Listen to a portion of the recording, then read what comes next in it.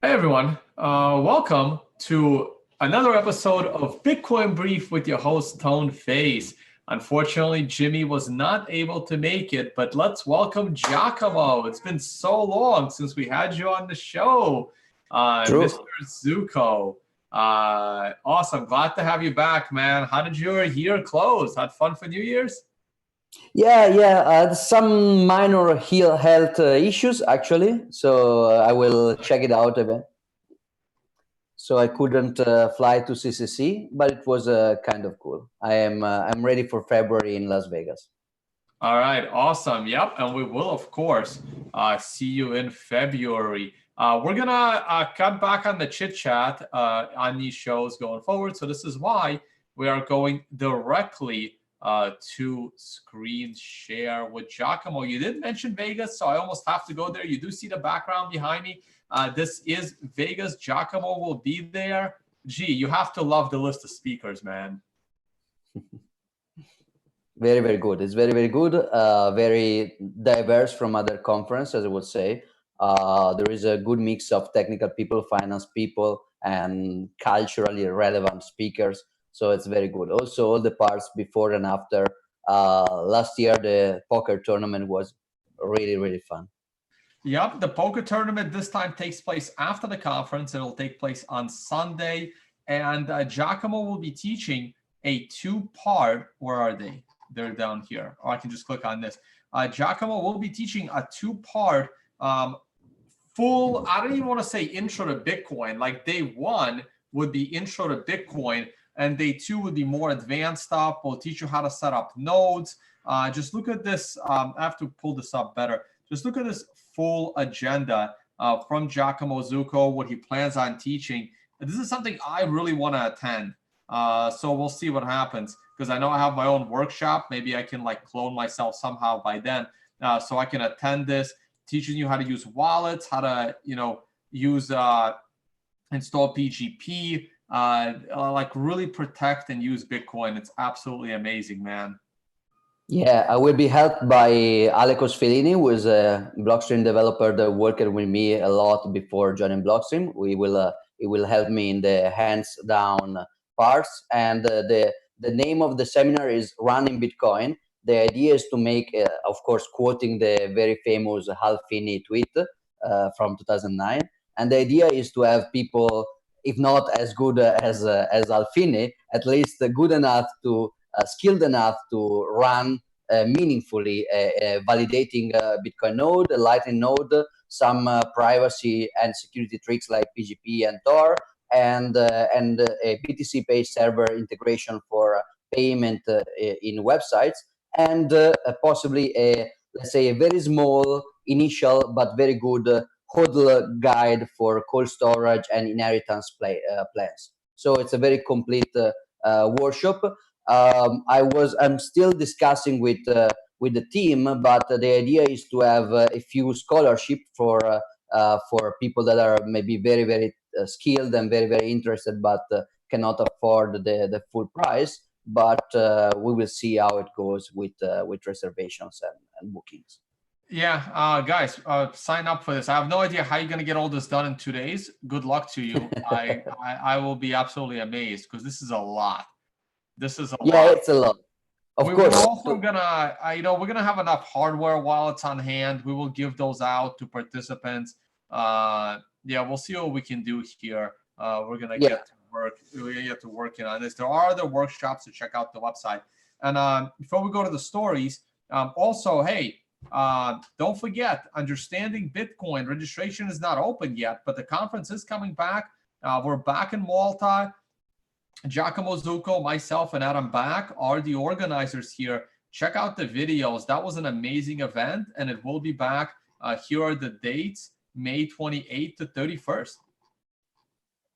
Yeah. This year as well, and we will try to make it even more easy for complete new buys to join, but also interesting enough for experienced people.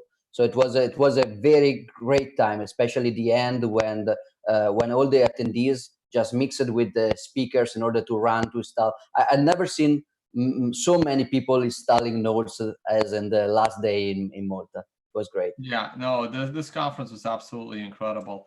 All right, guys, let's talk about, we'll start off on a bright note. Bitcoin is 11 years old, man. I remember it like it was yesterday when we were talking about Bitcoin's 10th birthday, man. How fast did this year fly?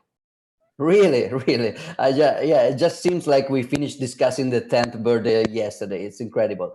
And of course, as any year, when this day come, we can remember the very cool, the very cool beginning of Bitcoin with the Genesis block, with the chancellor bailing out the bank, the first Satoshi's ash collision with the proof of work of the first block. So it's a very cool story. It's still, I noticed that it's still a very cool story for people approaching Bitcoin right now after so many years. So it's still something that you cannot beat, you cannot match. I mean, a lot of very cool stories in Bitcoin in the last 11 years, but the origin story is still something that nobody could came up even in a Hollywood script. Is incredible.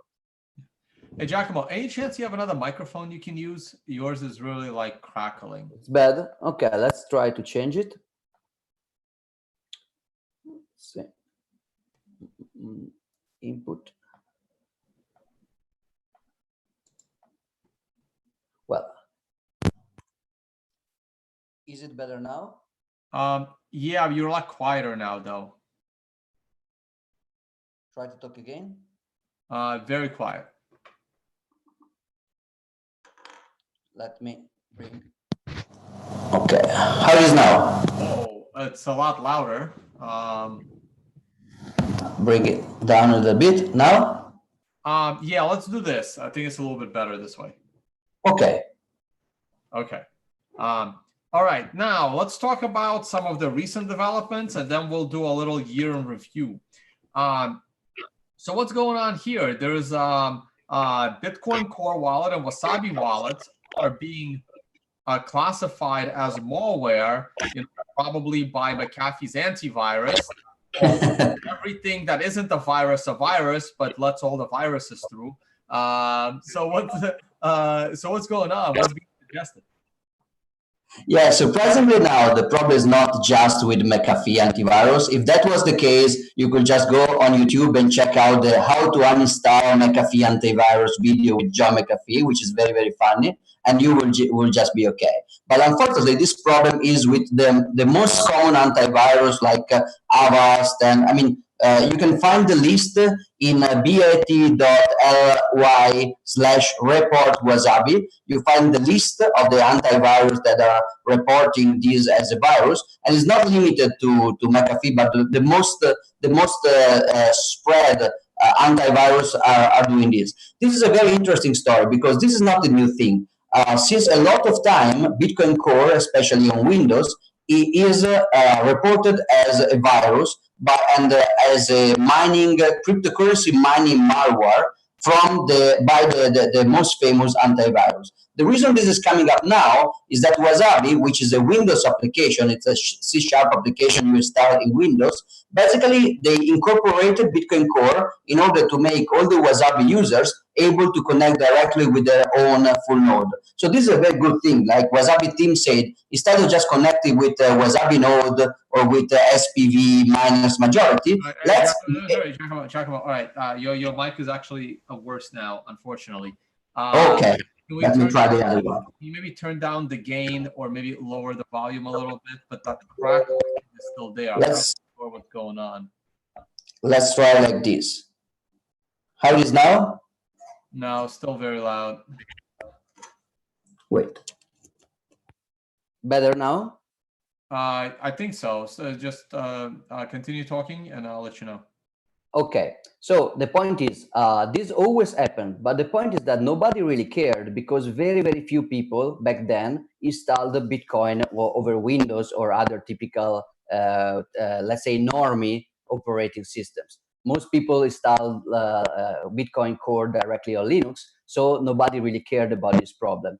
But now, Wasabi Wallet, which is a Windows application, mostly, basically incorporated Bitcoin Core in order to make Wasabi users able to connect to their own full node. So it was a very important step by the Wasabi team in order to have every Wasabi user using a Bitcoin node. But now a lot of problems happen because Windows and most antivirus on top of Windows are signaling this as a mining malware, which is also a very surprising kind of report, because Bitcoin not only is not a malware, and not only mining is not a malicious activity, but Bitcoin Core doesn't contain any mining software since the version 0.13.0. So mining software has been removed entirely from Bitcoin Core. So this report is completely inappropriate. So the Wasabi team basically selected the day of the Satoshi Genesis block birthday in order to try to spread awareness about this problem and to call all the Wasabi users to report to their antivirus. You can find basically, if you go to bit.ly/report Wasabi, you find the problem, the affected antivirus, and you find a template of the letter you can send, of the report you can send for the false positive to your antivirus. And the hope is that with this, with many users doing this, we can basically ask this company to fix their fuck up in this specific problem. This is the point is that this is also a very clear sign of the typical user switching from the super expert Linux user of the beginning to a normal guy with a Windows computer who just wants to run Wasabi for to mix his Bitcoins, and they just want to get privacy, and they just want to run a full node, and they have this kind of problem. Of course, just to not scare anybody, you can still install your Wasabi with Bitcoin Core even with this alert. But this is just ugly and untrue, and is scaring away a lot of people because they don't understand what's going on. And it's just an example of it's also a paradox, because Bitcoin Core is right now probably the most peer-reviewed software in the history of open source. I cannot imagine another software at this level of complexity with the same amount of peer review and double checks and controls and financial interest to double check and to control and to break it. So we can define probably Bitcoin Core as among the most secure open source softwares ever. So this is very paradoxical that they are signaling it as a virus or a malware.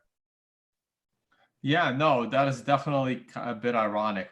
All right, let's move on to another thing that's going on right now. You seem to be in a debate, which I don't know how you find time for all these debates. You seem to have gotten into a debate with the Bitcoin Twitter handle, which is no longer owned by Roger Ver, interestingly enough, and it's about to cross 1 million followers. Absolutely amazing.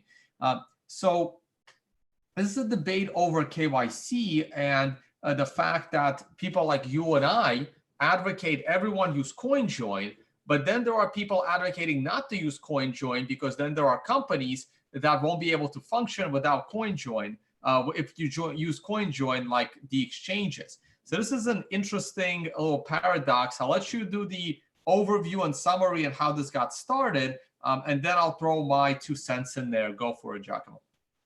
Yeah, so basically this all started when some people started to notice and to publish the notion that many exchanges are either censoring your account or closing down your account or freezing your account if you move your Bitcoins to a Wasabi wallet. Namely, for example, the famous example recently was Binance in I think Binance Singapore or something like that.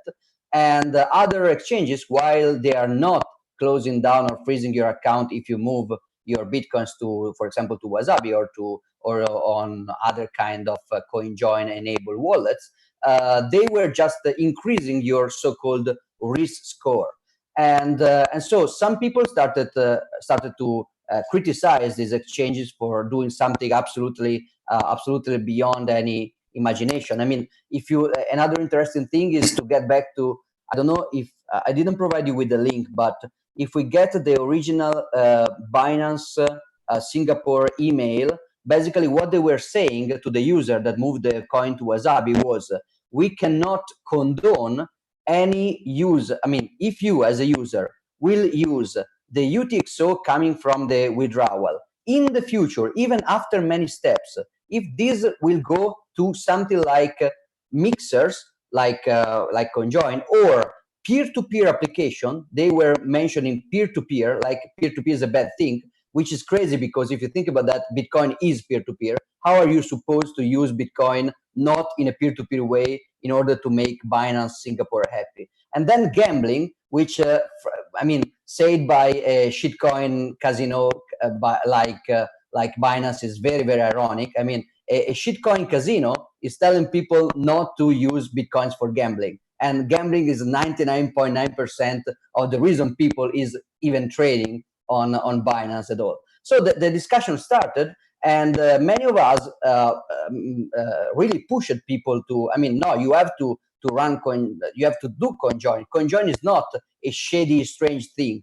CoinJoin is just a best practice for Bitcoin. Just like I mean, using PGP, using VPNs, using, I mean, if your website uses HTTPS over HTTP, that's not because you are a very shady, I don't know, drug dealer. Just because basically that's the best practice to do in order to better preserve your privacy and your security. In a system like Bitcoin, where everybody can follow you forever if they find an association between your blockchain track and your identity, it's not only morally not required, but it's a security best practice, and it's actually required that the user is very, very aware to not leave their traces on the blockchain detectable by people, because it's not just about the government. Of course, it's also about the government. Let's remember that the reason many people escaped from government genocides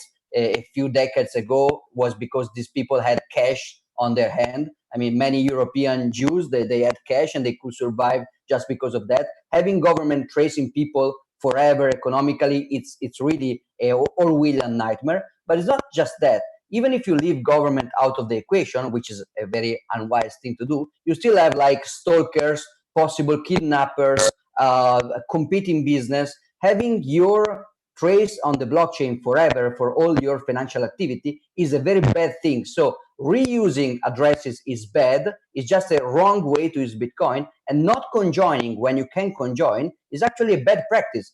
Using CoinJoin is not a strange thing. It's the normal best practice application.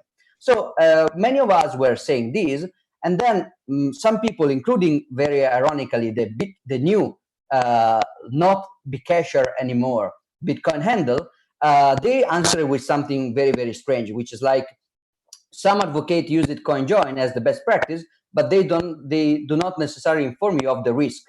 The risk of using CoinJoin is chain analysis or other companies increasing your risk score with exchanges like Binance.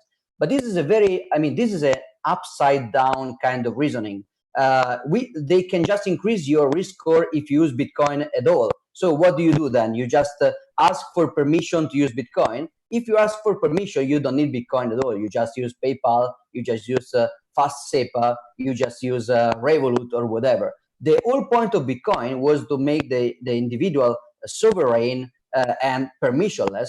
And if you have to basically be aware of your risk score, this is just crazy. Of course, I'm not claiming that you should download, that you should withdraw your Bitcoin from Binance to Wasabi directly. What I'm saying is that it's crazy to think that a best practice like CoinJoin is per se a problem. I mean, these exchanges basically, in order to, they are lying to regulators. In order to maintain their operativity, which is very difficult to do because regulators don't like financial freedom. In order to be left alone by governments, they are telling the governments a very, very dangerous fairy tale, a very, very dangerous. They are framing Bitcoin a very, very dangerous narrative, which is basically Bitcoin is completely traceable, and so the normal users will be completely traced, and only the strange criminal types will not be traced, which is completely wrong, because right now, for example, CoinJoin is a best practice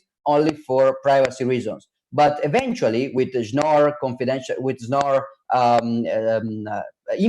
cross transaction input aggregation, CoinJoin will not be just a matter of privacy. It will be actually a matter of cost saving on chain. So everybody will CoinJoin with everybody just in order to share the on-chain fees of the signatures. So it will become in the current scaling roadmap of Bitcoin, CoinJoin is going to become a default in every single wallet. So saying that CoinJoin is something crazy is stupid. Also, it creates other problems. The first problem is basically the shitcoin narrative coming out of this, which is completely crazy. If you look at under Bitcoin, at Bitcoin saying this, you will find a lot of people responding, just use Monero, which if you think about that is completely crazy. So the exchanges are rising your risk score if you move your Bitcoin in a CoinJoin after 6 hopes, which is something that they don't even know for sure. It's just some heuristic that can give them the probability of you moving to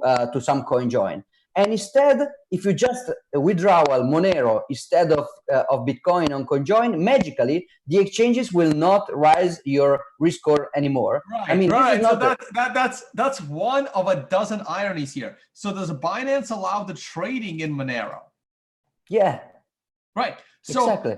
By them allowing trading in Monero, like that completely, that's them like basically bullshitting to their users and being, if they want to play the regulatory game and be compliant with government, they're lying to the government by allowing the trading of Monero, but then they're telling their users not to use CoinJoin. Also, as people are pointing out in the chat, the Bitcoin handle seems to be in line with what Trace Mayer has been saying. So maybe you and Trace Mayer can like duke this out at Unconfiscatable since you're both going to be there. I would like it. I mean, it was also, actually about this, it was also ironical that during this discussion, because I responded to Bitcoin that the real risk is also ruining your personal security if you don't CoinJoin.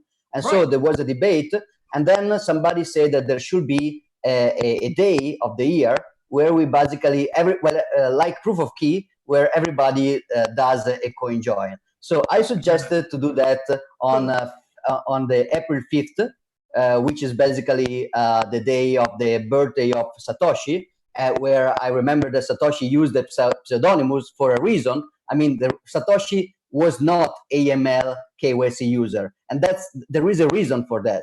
So I just the other I send you the other tweet, and the other tweet is, let me send this one right there. And this is where I basically suggested to do this for April 5th. April 5th is also very famously, I send you another link here, but it's also very famously the day, the reason the pseudonymous creator of Bitcoin, Satoshi Nakamoto, selected April 5th for his pseudonymous identity birthday is very likely that it was the date in which the United States basically started to actively persecute people owning, storing, or trading gold, like gold bullion, gold coins, or gold certificates. They became illegal in the United States. So it was not like a dictatorship. It was not like Nazi German. It was the United States. It was not like, I mean, a lot of people say this will not happen with Bitcoin because US say now they have a constitution. Well, they did have a constitution in 1933 as well. And if anything, they were following the constitution more closely back in 1933 than now. They had democracy like now, but this is not, and if anything, the overall democratic sentiment of the population was more in favor of financial privacy in 1933 than it is now. Now everybody's okay with the Orwellian nightmare. So this is not stuff protecting you. So we suggested, and it would be very ironic that since Trace seems to agree a lot with the Bitcoin handle on this stuff, it's ironic that we decided to try to propose something similar to the proof of key that was today. So the initiative promoted by Trace about take your Bitcoin out of the exchanges in order to do something similar, like put all your Bitcoins, or not all of your Bitcoins, put, let's say, at least the Bitcoins that you trade on KYC exchanges, put them all in a CoinJoin. Also because privacy likes company. If everybody CoinJoin, they don't know if anybody is CoinJoining. It's basically the point of the deniability is based on the fact that many people does that. So it's not a strange behavior; it's just a normal behavior. If you look for privacy only when you need it, you are not going to find it. You need to look for privacy always. That will cover when you need it eventually. All right, Giacomo, we are going to be a little pressed on time, so we'll have to speed it up a little bit. We have a couple of more things to cover. I will also add the ridiculous, bullshit that Binance always tells people, how they're building decentralized products and at the same time telling you not to coin join because that's bad. So we want to track everything you do so that we can report it to the government. But trust us, we're going to build a decentralized system for you. Yeah, crazy. But we build decentralized stuff, but please don't we can condone peer-to-peer, because if you do peer-to-peer, that is bad. That's just crazy. So it's amazing how you have companies that do everything they can to track you, to report to the government, but then also telling you how they're going to build a decentralized system for you not to be tracked. That's really hilarious. All right, let's move on. We got a couple of other things to cover. I wish you could have told me about your microphone. It's really, really killing us. Like a million comments in the live chat, but it's okay. It is what it is, guys. We're aware of the problem. We can't fix it. You are welcome to go to, where are you? Are you in Switzerland or are you in Italy? Switzerland now. All right, you guys are welcome to go to Switzerland right now. Just jump on a teleporter and fix Giacomo. And bring me a mic. Yeah, exactly. All right, so let's just talk about Bitcoin a year in review. And this is a blog post. All these links are in a video description, by the way, guys. So these are all the technical improvements for Bitcoin throughout 2019. 2019 was a very quiet year. And we have been in this bear market for about 2 years. The price of Bitcoin is still down 60% from the highs. And I think it's kind of a good thing because this entire year, all this work has taken place in Lightning. Lightning has become more stable. It is scaling like crazy. And yet no one uses it, including myself. I don't use it because we don't need to use it. Bitcoin transactions are incredibly fast and they're incredibly cheap, contrary to the propaganda you read on bitcoin.com and others. So it really allows Lightning to kind of develop without being stressed. I think this is a really, really good thing. What about you? Yeah, me too. It's incredible.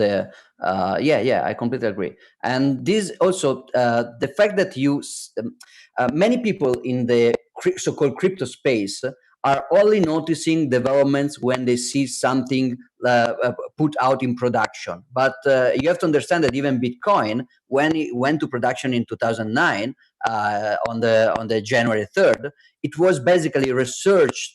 Something like that was researched since at least 10 years by many people like Nick Szabo, Adam Beck, Alfini, Wei Dai. So you cannot expect any year to have something coming up in production. That's a red flag of bad development when people is pushing in production stuff before researching, testing, and going quiet. Lightning is going very, very fast, and most of the fast development is moving to the second layer, which is natural. The base layer is going slow and safe and steady, and as you can see in this list, there are a lot of super interesting things happening here. I don't think we have time to cover everything, of course, but just a few interesting things is like proof of reserves, a very, very good practice in which the exchanges can prove that they are not doing fractional reserve, which is very, very nice. HWI is basically a way to make Bitcoin Core more similar to Electrum, in which you can use more hardware wallets with the same multi-sig setup. For example, Miniscript is a way to have a high-level language to dictate the behavior of an address, and that it will parse with Bitcoin script. So it's a very regular and standard way. Also, descriptor are basically another of the same kind of research. You have like trampoline nodes, Lightning loops for Lightning, Watchtower. So a lot of Lightning Network advancements. And I mean, this bitcoinops.org newsletter is very, very good. I would actually, even if you're not a technical user, try to check this out, and understand the importance of this development, and the reason that these developments are not just marketed as something ready and pushed in production altogether. There is a reason everything is going kind of slow. Of course, in Lightning, you will see things going faster, and that's the nature of second layer. Yeah, go ahead and sign up for the newsletter, guys. Go for it. It's clearly very, very useful. All right, let's move on to one more. Jameson Lopp wrote a nice summary of the year as well. I don't know if you had a chance to look through it all. Has a lot of really cool stuff. I don't know if there's anything you want to point out. I just wanted to throw the link on here for people to read it. I was looking through it. Jameson, come on, man. This was your most popular tweet of last year, and it's not in your... Yeah. No, it's a very good. It's a very summary. Yeah, you're right. Now, this summary is very, very good. It's very different from the OPSEC OPTEC one. This is more social, I would say. It includes a lot of economical metrics, a lot of social metrics like research interest and number of academic papers, ICO money raised, which is also very interesting, like from 21 millions in 2018 to just 3, so basically 7 times less. And there is volatility. So this is probably more interesting for financial types that they just want to understand how the metrics are going. Of course, it's very useful to check this out because there is a lot of misinformation and a lot of fake news about these metrics as well. Like I mean, this shitcoin has more transactions than Bitcoin, but then Bitcoin can do one transaction with 100 inputs from an or 100 outputs from a single exchange. Or CoinJoin, they will clearly be just one transaction, and so you don't have to count transaction. You have to count inputs and outputs. So this is a very good, reasonable way to look at transaction. No, but it's even worse than that, right? So while a single transaction in Bitcoin could represent, thousands of transactions, on the flip side, you have, it has already been proven, like for example, in Bitcoin Trash, in Bcash, it was shown that a single wallet was responsible for half of all of the transactions on their blockchain, because somebody wrote a bot with a single wallet that was just sending Bitcoins back and forth, creating the illusion that people are using that shitcoin, right? So it's not even that. Like, how many people are actually, faking Bitcoin transactions and paying the Bitcoin fees just to make Bitcoin look like it's more usable than it is? Like, it's insane, right? Like, nobody would do that. But you have these shitcoins where you're just writing because it's free to send transactions on them because no one's using them. So you might as well write a bot. It'll cost you $10 to send 1 million transactions back and forth for a month. Yeah, I have a very good friend who are not gonna name, who created a bot who is spamming the IOTA blockchain, and basically his bot is doing 1/3 of the IOTA transactions, and they are all transactions with a kind of op-return text which says IOTA is a scam. So basically, 1/3, 1/3 of the IOTA transactions right now are composed by a bot saying that IOTA is a scam with every single transaction. So having this kind of overview, like the Jameson one, it's good because you have to understand that no single metric is useful when you have adversarial people trying to feed you fake narratives. You have to look everything in an holistic way, understanding that every single metric is basically gameable. Number of nodes is gameable. Number of transactions is gameable. Volume of transaction is gameable, because if you send money to yourself, you just spend the fee and you give the impression of a lot of economic activity. And also with the second layer, like Lightning and State Chain, you will not even be able to see anymore the economic activity on Bitcoin, because that's the point, right? To not be able to see when and where people is moving money, so you cannot stalk them and track them with metadata. So in general, a very, very good economical and social, let's say, review. All right, so we will move on to price. Actually, I'm gonna ask Giacomo. So while you answer the next one, I'm gonna ask you for the three things that your three biggest developments in Bitcoin that took place in 2019, and your three most the three things you're looking forward to the most for 2020. But before that, as usual, CoinDesk has put out their top 10 most influential list. Let's just go through it real quick. Let's see if any of these people you and I follow on Twitter, and if any of these people you and I have blocked on Twitter or they have blocked us. The first one is Jack Dorsey. I think we pretty much agree with that. I think we both follow him. I don't believe he follows me, but he might follow you. I'm not sure. I don't think so. I don't think so. So because if he did, he will know that I've been suspended from Twitter many, many times. So I think he will help me out on that. No, I don't think he follows me. Yeah. No, but he's a good guy. I actually don't follow Jack. I should follow him. There you go. Yeah. He deserves it. All right. Of course, we cannot pretend that Jack. We agree with this one, and it might be where it ends. Let's see their number two. Their number two is Caitlin Long. You're familiar with Caitlin Long, of course.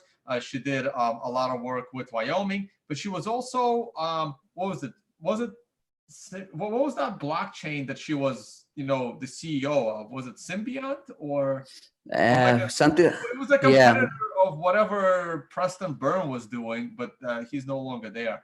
I like Caitlin Long, but I'm not sure. Your general opinion. It's hard, right? It's hard for us to people. I would say typical. She had some typical blockchain, not Bitcoin operation going on, which mostly just ended up in nothing. Better than ICOs, at least, because they didn't raise money from retail investors for that. But I disagree. Not just on the person. I would say more on the position, on the relevance. I mean, it's not probably that relevant, but okay. We have Andrew Yang. Who's this again? This is a presidential. It's running for presidential primaries. The socialist that wants to give everybody money. Yeah, the new tech socialist, basically. He's like a utopian techno-socialist in which robots will do everything, and so everybody will get money in some strange magical way in which just print money, you give it to everybody, and everybody's rich. So very deep economical knowledge. Right, the typical, communism is great kind of thing. Okay, got it. Yeah. Next we have David Marcus. This is the Facebook Libra coin guy. Oh God, let's just move on. Do you know who this is? Not really. Yeah, it's amazing how CoinDesk puts out 10 most influential blockchain people, and neither Giacomo nor myself know who they are. Always wanted this. Okay. Build decentralized networks. This already sounds terrible. Of oracles, so blockchains can interact in real life. Do I have to go on? Yeah, I mean, the oracle problem is interesting, of course. My good friend Thomas Bertani works on that, but I've never heard of this person in my life before.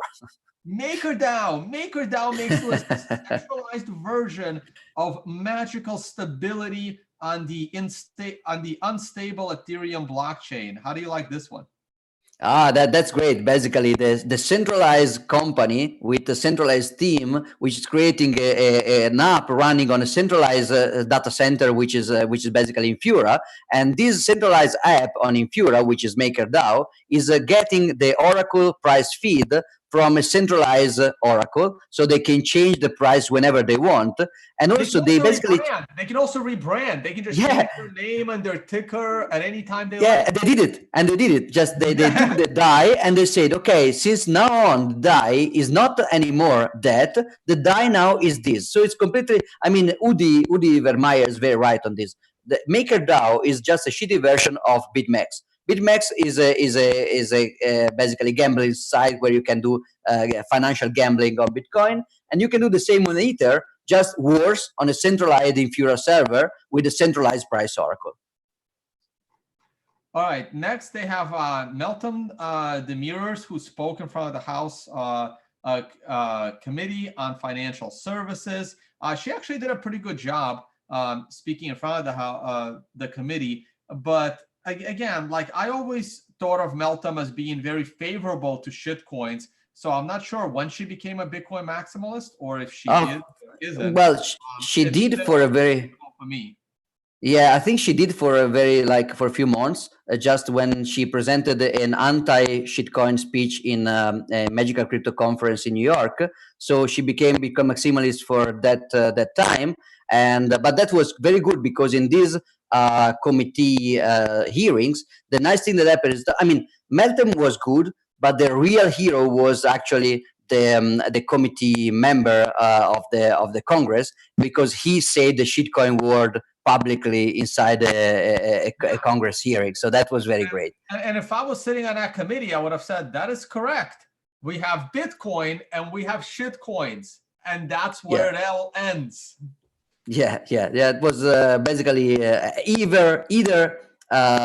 even politicians are getting something that everybody is basically getting right now. All right, I don't want to go through everyone. I'm just going to make it quick. Again, another Ethereum competitor, Blockstack, that started out as other things. They have their own token, which again has absolutely no need to exist. I'm sure you'll agree with me. The Ted Livingston thing infuriates me. I explained 2 years ago to everyone, including Ted Livingston, as to why he will probably go to prison. And then all of a sudden he's upset that it's happening. Yeah, I mean, as you know, I still prefer scammers over regulators, but I prefer honest people over scammers. So yeah, I mean, it was obvious. If you do a scam in a centralized way, it's not certain that you will go to jail. For example, Ethereum people could get away with that, and Ripple people as well. But it's just gambling. EOS people apparently as well. They just got yeah. So it's not certain that you will not go away, but it's just playing with fire. It's just playing with fire. You are basically trying to do something illegal overtly with some kind of pseudo technical excuses. And I don't even know who this is. Gerald Cotton? Never heard. Right, wait. This is Quadriga or not? Because Crohn disease. Go up a little bit. That's suddenly apparently from. This is the Quadriga FX thing. So this is very famous. This is the guy that. Do you think he's dead? Because I don't. Yeah, I really don't know. I think that it's very, very strange, because basically he wrote his will just 1 month before mysteriously died in India with the easy death certificate market. Still, it will be interesting because apparently there is a knowledge of the addresses of the bitcoins, so he will basically have to somehow move them without being cut. So it will be interesting to follow up in the future years, I think. So I actually have Hodl blocked on Twitter because he's an idiot. And I really don't care about too many anonymous people on Twitter, because they get to say whatever they want with no consequences. Though he said whatever he wanted to Craig Wright, and apparently he got scared of Craig Wright, even as an anonymous troll. Like go figure, right?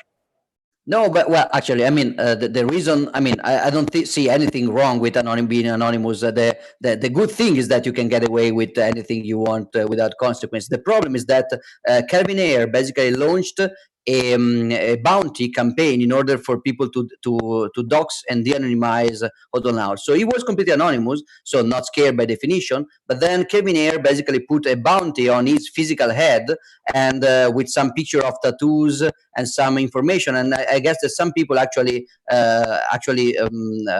they passed some information, and then Calvin was able to financially and legally scare Hodl out with thought crime laws in London. So this was ugly, because this also teach people that having a pseudonymous is not easy at all. I mean, it's really, really difficult. If you really want to interact with people, doing that pseudonymously, like Satoshi did, without ever getting caught, it's very, very demanding. I also dream a future where everybody can do that. I didn't do that because I'm an idiot. So now I have to be a little bit aware of what I say. But and also because I'm a social guy, I like to meet people at conferences. I mean, Well, Giacomo, I'm in exactly the same boat as you. We do have to be Yeah. careful what we say, and we stand by what we say, and we are as controversial as him. He gets to play the anonymous card, and then he gets to just disappear when he doesn't like it, when people don't like what he says. You and I can't really disappear, right? Because everyone knows Well, who we are.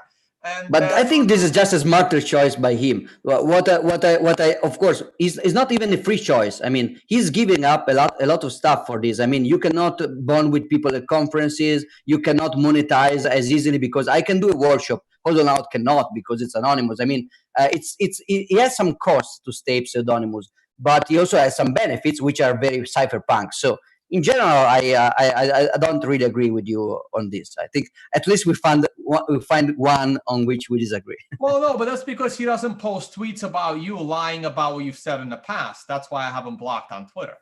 Yeah, of course. I know that you have a big feud, mostly because Hodlonaut. I mean, I think he's a good guy. He's a great guy, but he was very, very bullish. And you were just realist about Bitcoin. I think Right. most pro Bitcoin people consider your prediction as your hope. Like you were saying, Bitcoin is going down, and many people perceive that like, oh, Tom Vays wants Bitcoin to go down, but I mean. Unfortunately for you, that's not in your power to make it go down because you say so. You were just giving a prediction. Or So I think that other, Giacomo, or maybe it is. yeah, I hope not. Otherwise, we have a problem of liquidity and market depth. But let's hope not. All right. All right. So enough talking shit about other people, though we do like some of the people on the list. They have done more good than bad for Bitcoin, especially Jack Dorsey, including Caitlin Long. But these lists by CoinDesk are certainly questionable. Guys, if you really want to know who to listen to and who to follow, I mean, we're not going to get it completely right, but the speaker list at Unconfiscatable is a hell of a good start. Okay. That's really where you want to start with some of the people you want to listen to about the space, about what a blockchain is. Also, understanding Bitcoin conference. Again, we select the speakers very, very carefully. It's not a pay to speak kind of thing. And I do have an old list on, I don't have many. I only have one list. I need to update this list now that 2020 is here. I have 90 people on this list called Bitcoin Approved. And these are the people I recommend that you follow on Twitter. You can look at the names on this list, 90 members. I do have to adjust it. Some of the people on this list have become shitcoiners. It happens. It's so hard because it's almost impossible to make money in the Bitcoin space. So eventually you start getting involved in printing your own shitcoins. So some of these people may need to be removed for now being shitcoiners. And maybe a couple of new people will be added. But yeah, so check that out as well. All right. That's it, man. Any other announcements, Jack? Oh, yeah, I was going to ask you for your three things. All right. We're going to cut the feed. Don't forget Unconfiscatable in February, Understanding Bitcoin registration coming soon, and the Financial Summit registration is open. Hey, I'm going to cut this. So real quick, before I close out with the price look, so Giacomo, what were your three highlights from 2019 from the world of Bitcoin? It could be developments, it could be just Bitcoin related. Your three highlights from 2019 and the three things you're looking forward to for 2020. So I think that the main thing that I was excited about was the formalization of Taproot soft fork finally, because it includes something very, very useful like Schnorr aggregation inside a single input, and but it also puts it puts there the basis on which to build the cross input aggregation eventually, which is something that will change coin joining and privacy forever. So Taproot is still not a proposed R fork, but even just the proposal and also the way the proposal was made was very, very good. And I mean, I like the way people is working on that. Also, I'm very excited about this Age WI evolution in Bitcoin Core. When I mean during the seminary in Las Vegas, the Running Bitcoin seminary, I and my friends, we'll try to teach people how to do multi-sig with hardware wallets. And right now we have to use Electrum, which is Electrum is a great software. Thomas and his team, they did a great job over the years to put any feature there. But right now it's a very complex, a little bit spaghetti Python software, which is very dangerous for security users. So this is the first step in order to add to have multi-sig security with hardware wallets directly on Bitcoin Core. It's still not super trivial to do that, but it's very, very promising. And I think that the third thing is basically it's a bad thing, but I will mention it as a good thing. It was the Lightning Network vulnerability. People understood that everybody, let's say, the bold specification of Lightning Network, they were under-specified. So everybody followed the specification and everybody was wrong and nobody noticed. And so there was a very, very big vulnerability that was found and fixed in time. But that was also a very good lesson. And in the Lightning Network conference in Berlin, that was a great, really a great conference. Everybody was super aware and sensitive about the fact that you have to get interoperability specifications right. And there is a lot of effort now in that direction. And I'm very, very happy about that. So for the future, the thing that I want to see in the future, the things is basically, well, yeah, I'm repetitive, I know, but I want to see Taproot in production, I hope in 2020. Maybe it's a little early, but I hope. I want to see the first draft of cross-input aggregation with NOR, so I'm repeating myself. And third, I really would like to see some, let's say, some very, very easy way to do Lightning multipath. And there was a release in December about multipath payments, but that's also very, very important for Lightning liquidity. So I'm looking forward to see and to play a little bit with that. All right. No, that's very, very cool. All right, I'll leave it here. I'm going to write up mine. I mean, I really did. I'm going to go more general. Giacomo went pretty specific.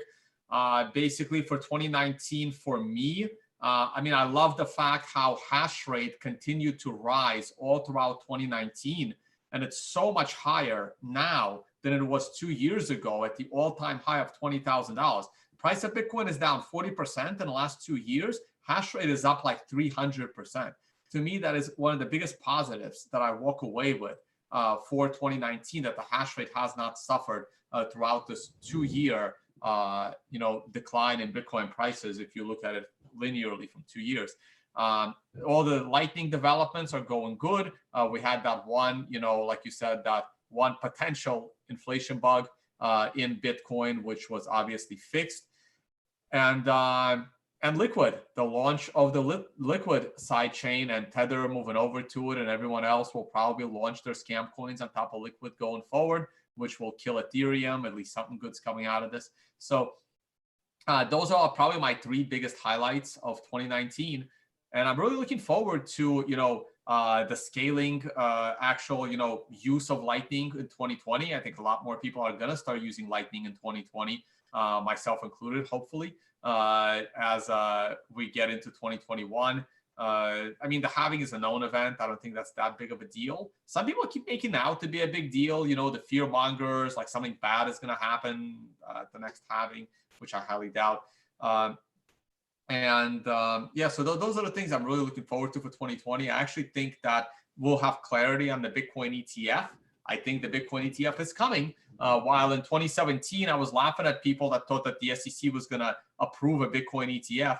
But I really do think for 2020, the SEC might actually, maybe towards the end of the year, will say, yes, a Bitcoin ETF will be allowed, maybe in 2022, maybe in 2023. But I think we'll have clarity that the Bitcoin ETF will eventually be approved by the SEC, because I really think it's time. I didn't think it was time back in early 2017, but now that we're 3 years later, Bitcoin is way more stable, way more secure now than it was back in 2017.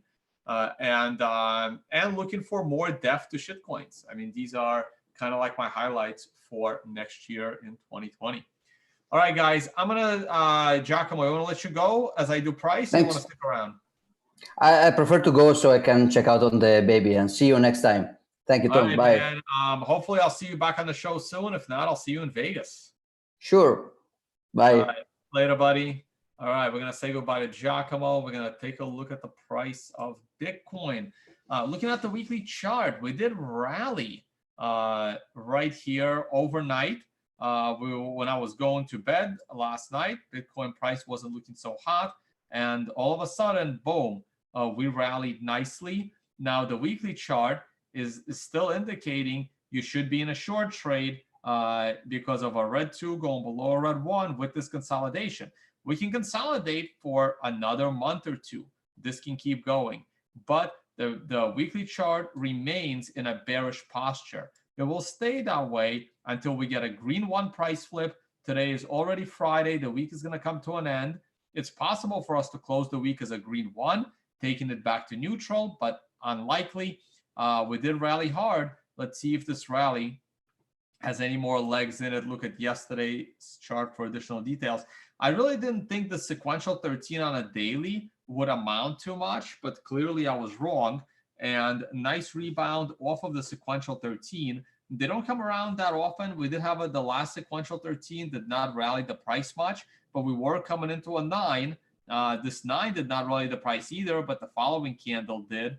So it wasn't perfectly timed, but I was becoming bullish off of this 9. I always do, just like I was becoming bullish off of this 9. Now we have a sequential 13 that completed the downtrend from this earlier 9 here back in November. We do have another count in the background. This count is, let's see where we are. 1, 2, 3, 4, 5, 6. This count will be on a 6 right now, so you still have plenty of room to go in order to make it to yet another sequential 13 off of this latest 9. We rallied right into the short-term moving average, so until we can get above it, this really means absolutely nothing. We really need to close above this moving average to have, any kind of hope that Bitcoin is starting to go up. For now, this is just a little bear market rally, another dead cat bounce, until it proves otherwise. 12-hour chart is not that interesting, but I did like the 4-hour chart this morning. I posted it a little late, of course, because I didn't see it till after it happened. But those that were paying attention to the 4-hour chart could have spotted a nice 9 buying opportunity right here off of a reversal candle. So that was interesting how we did rally on a 9. It's not always going to rally on a 9. Here we are topping on a 9 using the 4-hour chart. A couple of days ago on December 23rd, the 9 buying opportunity did not materialize. It just had a flat market. I would have been all bearish right here. This was a huge bearish sign to me. This bearish trade obviously would not have worked out for very long. We did go lower just yesterday. I still think lower prices are in the cards until the price proves to me otherwise. Gold has been rallying. I'm not going to go deep into gold. Let me find the chart. Here is gold. Gold is about to close at a brand new weekly high, and it broke setup trend. This is incredibly bullish. I have not had the chance to look at fundamental reasons as to why gold could be rising. Considering how much the stock market is rising, it's a little strange for gold to be rising. But like I said, over the last few days, the chart is bullish. The chart is telling you to be in a bullish trade, even though fundamentally I'm not exactly sure why. I'm still skeptical on the gold rally, but being skeptical on a gold rally doesn't mean you should not be in a bull trend, in a bull trade, I should say. And all bullish trading began as of 1380. Tyler Jenks and I discussed this many times, even before we broke 1380. The moment gold broke 1380, that's the time to buy gold. Clearly, gold was toppy. I thought it would pull back a little bit more before going higher, but it started going higher earlier. It is definitely a good idea to be long Bitcoin. Sorry, Bitcoin. Let me rephrase that.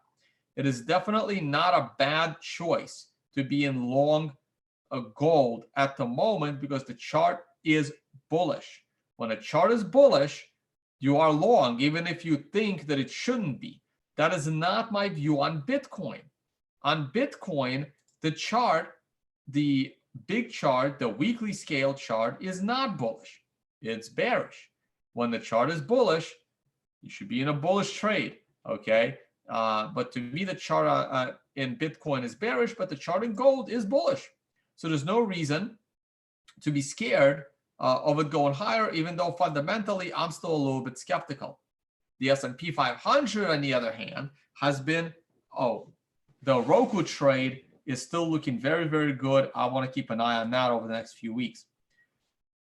The S&P 500 chart is both bullish fundamentally. To me, everyone has their own views on fundamentals. Gold bugs are always bearish fundamentally. I have been bullish fundamentally on the stock market for about 7 years now, and I remain bullish fundamentally on the stock market. Now, the technical picture is also bullish, right? We have a green 2. Yes, we went down this morning. We have already recovered. It is Friday on a holiday weekend. Probably shouldn't have any short-term trades on. We will see. We will see what happens next week. But right now, this is a rough candle. Probably want to stay out of the market. The whole Trump versus Iran thing is not looking good. But we'll see what happens there. But overall, look, does the stock market need a pullback? Yes, it does. But if the chart's bullish, it's bullish, even though you have a rough day here and there. All right, that's it for me, guys. Thank you, Giacomo, for joining us on the show. We will try to sort out Giacomo's microphone issues. If you guys want to support my work and this free podcast, please use the affiliate page on the tonevays.com website. Check it out. If you're going to sign up for TradingView or VPNs or exchanges, whether they're US approved, not for US residents, if you're not a US resident, lots of other stuff. I need to update my Amazon shopping list for you guys. I did not get a chance to update my tech, but I will update it with what I plan to buy finally in 2020. I tweeted out my travel schedule for the first 6 months of the year. I do plan to visit Africa, but I got to get vaccines and shots, and I'm about to start traveling again to Australia and New Zealand. So I don't know when I'm actually going to get those things. So it's possible I may not be able to visit Africa, even though I want to, because I may not be allowed to, nor do I want to visit them without proper shots, which I have to research whether I actually need them or not. I don't trust that the general government it's telling me I have to do something, especially when it comes to vaccines in my body. So I do want to do my own research on that if I can, if it's possible. But anyway, don't want to bore you with the details. That's it for me, guys. We're going to have an awesome year, 2020. And check out Unconfiscatable and other events. And hopefully I will see you at some of them. All right, there I am in the background. I don't know if we can spot Tyler Jenks at another table. And Max Kaiser, Trace Mayer with their backs to us. Yeah, Crypto Raptor is sitting right next to me, I think. Yeah, the poker game was incredible. And hopefully I'll see you guys there. Later, guys.